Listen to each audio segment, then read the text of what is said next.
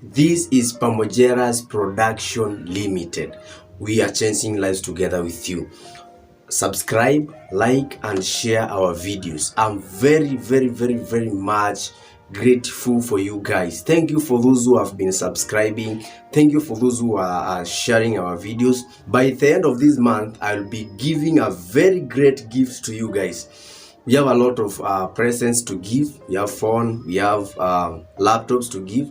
So keep on following our YouTube channel. Keep on subscribing and sharing our videos. Surely I will give you something which is great in your life. Today we are changing people's lives, and I've decided to follow on marriage, married people, relationships.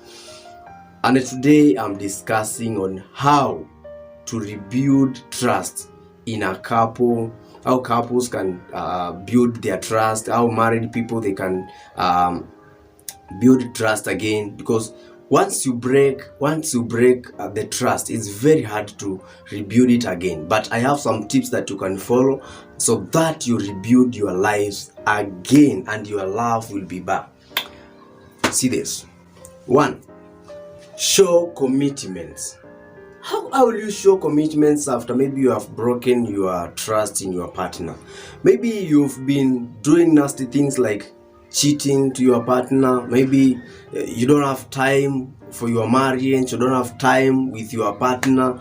So you need to show commitments. Like, for example, you are at job. You can even call your wife. How are you, sweetheart? How are you doing? How is everything? What do you require in the evening? What can I bring home?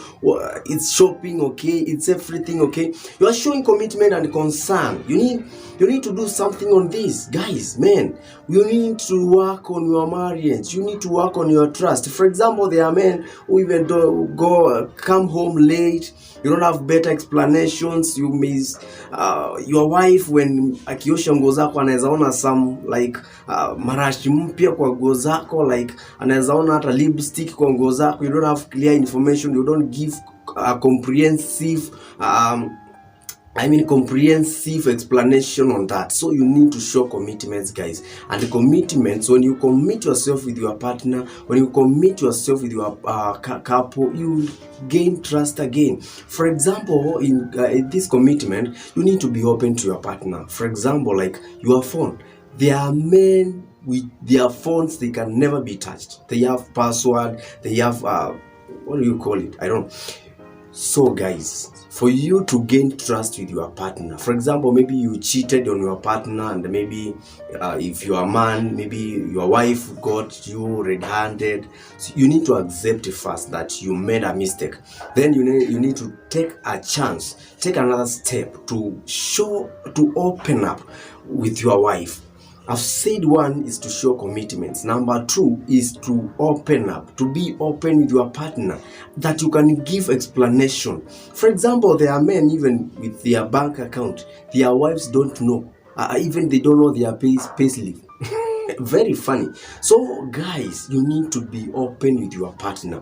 Let's say like I'm employed and I get 30,000 per month. You need to tell your wife. She needs to know, so that you plan your life together, so that she may trust you. For example, you are just using money anyhow. Yes, it's your job. You are the one who is working for this money. I understand that, but your wife needs to know. But this depends. Maybe there are some wives who are like spies, anaweza hata kuitia wakora labda wakue, but you need to know the person that you are with. Is he or she trustworthy? Hata you can even give your passwords to your wife. Kwani si ni bibi yako, my friend? You need to be open to your wife. To your wife. If you want to gain trust back, you need to be open to your wife. There are things or requirements that you should do for you to gain trust again. I have said you need to be open to your wife. That is one key factor. Opening to your wife, there are very many things. It's a diverse word anyway to open up to your wife. Financial, your business is what you do. and you be accountable. That is another thing. Number 3, accountability. You need to say where you are. For example, your wife has been used to see you like 7 p.m. in evening. Now maybe there is a lot of jam. You can even as well call your wife, sweetheart, how are you? I'm stuck in jam, maybe I can come home late. It's anything that you require me to come with at home. Maybe if there is something you wanted to get it, maybe by 7 I'll be late. So you need to be accountable, and accountability means a lot. It's also a diverse word that we can also say it's a diverse word, because accountability means time, accountability can mean financial, accountability means where you are at that time, that you can account even for money that you have, you can account for your time, you can account for everything that you are doing. So accountability is also a key factor to be considered if you want to gain trust again. There is another thing that communication. You need to communicate with your partner. There are some people who ignore their wife's calls. Your wife may call you, even if you are in a meeting. Why can't you just write a very short message? Kindly, sweetheart, I'm in a meeting. I'll call you later once I'm through. Communication, my friends. When you come home, even if somebody wronged you in the at job where you are working, usikuje na hizo asira nyumbani, my friend. Ukifika nyumbani, forget about other things. For you to get this trust, by the way, trust is very hard. It's one of the hardest things I've ever seen. Because for example, umepatikana na una msichana, umepatikana na bibi yako ukiwa na msichana ama bibi ya mtu mwingine labda. Bibi yako kutrust again, you love to work for it. And the guys, I'm here for that. How will you make your wife trust you again? I've said you be open. I've said you be accountable. I've said you communicate. And the point number 4, be aware. What are you being aware of? 1, you need to be aware how your wife is feeling. You need to be aware about how is everything in the house. Is everything intact? You know, there are men who even don't know where wakati hata shopping imeisha kwa nyumba. Because 1, you are not concerned. Unaacha pesa ama unaweza kosa kuacha do mpaka bibi yako akuulize. So you need to do a lot of research. You need to understand watoto wameenda shule, okay, kuna kitu wanahitaji. Yani you need to be aware. Yani unakuwa unajua kila kitu ya nyumba yako. Unajua bibi yako labda ako na shida wakati yako mgonjwa. Yani you be very near to your family. You need to talk to your wife. Sweetheart, niaje? Uko tu poa? Kuna kitu labda unataka kwa nyumba. Labda like, how do you feel? I naona ni kama unakaa kuboeka. What's the issue? You need to be aware of everything. Ujue kama pesa zinatosha kwa nyumba, bibi yako ako sawa, watoto wako sawa. Pia wewe unafaa ujue, ukuwe aware of what you need and what is the need in the house. Kuna pesa bibi yako labda ametoa kitu. Guys, we need to be very much careful on this. To build trust in relationship, to build trust in marriage, it's not easy. Point number 5, if you want to build trust in your marriage, in your relationship, no secrets. And this, I will add also no lies. Because ulidanganya at first. Huyu ni best tu tunafanya kazi tu na yeye. Bibi yako akapata tu text kwa usiku. Like, how are you, sweetheart? How do you feel? My friend, now you need to cut. Ukate hizo story nao mademu. Ukate story nao majamaa wala wanaingililia relationship yako. Ukate story na au mabeste wa mademu wanaingililia relationship yako. Because 1, kama unataka kugain trust, umeibreak mara ya kwanza. Usikubali kubreak trust mara ya pili, kwa sababu you'll never be forgiven. And the best thing to do kama trust imeshindikana ni kuachana. And I don't advocate for that. Because 1, kama mmeoana kwa harusi, it will cost you a lot. It will cost you a lot. Mtagawana mali zenu katikati. And if you don't want to go that far, why don't you calm down? Why don't you calm down, my friend? Kata marafiki wale wanaoharibu ndoa yako. Kama ni hao wasichana, cut the story. Unajua wale wasumbufu. Kuna watu wako desperate, miskatai. Kuna wanaume wako desperate, kuna madem bado wako desperate, kuna wanaume wako desperate.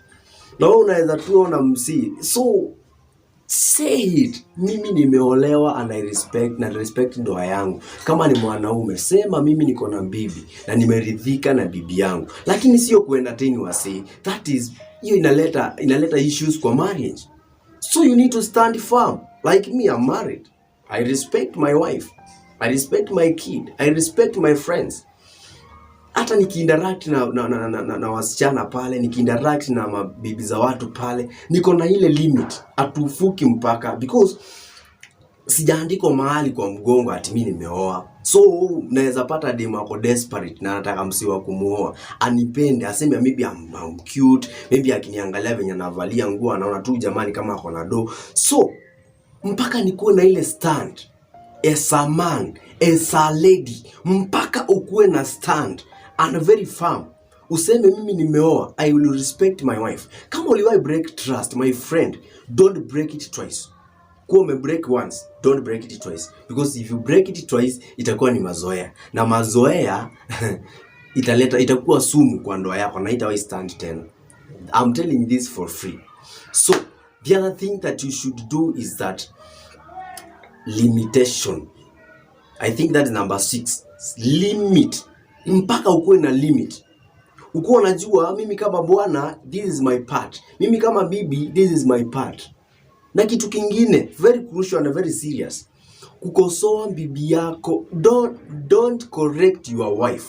Don't correct your husband before kids, before neighbors, before visitors. If you have issue with your wife, if you have issues with your husband, go inside the room, or maybe when you are free, when you are the two of you, tafadhali, please, don't correct your husband. That is rolling one's extreme. Na ni kitu mbaya sana. I've seen it severally with many people. Na inaharibu. It's worsening the situation. The other thing is that kama umekosoa na bwana yako na unaona ali break the trust. Kama ni bwana ame break the trust, don't force yourself to be correct. Because this is the mentality of men. You want to you take yourself that you are always right. You need to understand when you have done mistake. Accept is a mistake and accept to change. That way you will gain trust in your wife. But forcing things will never work. Like you are correct every time. Unaweza kuja kwa nyumba late, you don't ask questions. Unaweza pigiwa simu na mwanamke yote, but la uchukue simu unakata ama unamwambia I'll call you when I'm free, and you are with your wife. These are mistakes people are doing. You are worsening your relationship. You are worsening your marriage. Kama ni simu, I don't think there is anything too big. Not unless you are a peddler. Na unataka bibi yako ajue. Kama ni simu ya kazini, chukua tu simu. Hello boss, how are you? Everything it's okay. Lakini secrets are doing it too bad. Be open to your partner. Achana na hizo passwords mingi unaweka kwa simu. Na kama umeweka, weka kwa sababu ya watu wale wengine. But to your wife, let your wife know your password. Labda unaweza kuwa na issue ama ukue mgonjwa na maybe kuna kitu inahitajika kwa hiyo simu. Au atafanya aje?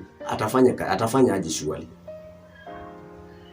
Labda ni pesa. Umeacha simu kwa nyumba, labda umepiga na rafiki yako na unahitaji hizo pesa. Atazitoa aje na ajui hata your M-Pesa pin, ajui how. Hizi ni vitu ambazo zinaleta issues kwa marriage. Hizi ni vitu ambazo zinaleta kutokuwa na trust. Ati mtu akipiga simu na umeacha simu tu hapo, bibi yako hawezi pokea. Why? You need to be open to your partner. Kama ni simu na imepigwa na bibi yako ndiye yako kwa nyumba, anafaa kuwa na fursa na freedom ya kupokea ile simu. Aseme sorry, it's the wife to so and so. He is not around. Kindly, maybe you can call him later, or maybe you can leave a message in the phone, or maybe with me, I'll tell him. But some people, their phone you can't touch. Kama ni bibi, simu yangu ni simu yangu, my friend. Na anajishika, simu yangu ni simu yangu. You don't touch. Kama ni mwanaume, simu yangu na usinguze. What's that? na unataka trust in your marriage, haitasimama. But if you are open financially, if you are open with your phone, if you are open with everything that surrounds you, my friend, utakuwa na happiness na utarudisha ile trust with your wife. They may seem to be small things, but they have a lot of impact in your lives. They have a lot of impact in your marriage. They have a lot of impact in your relationships. So tafadhali, subscribe, like, and share. There are a lot of people who need to see this. Kindly. And remember, for those who are following my teachings, leave a comment there down. I will be following every day those who are giving the comment, so that I give them a trophy and I will announce them here. At the end of this month, I'm giving out 2 things: phone and laptop. So keep on following and you will see who is the winner. Otherwise, I love you very much. Happy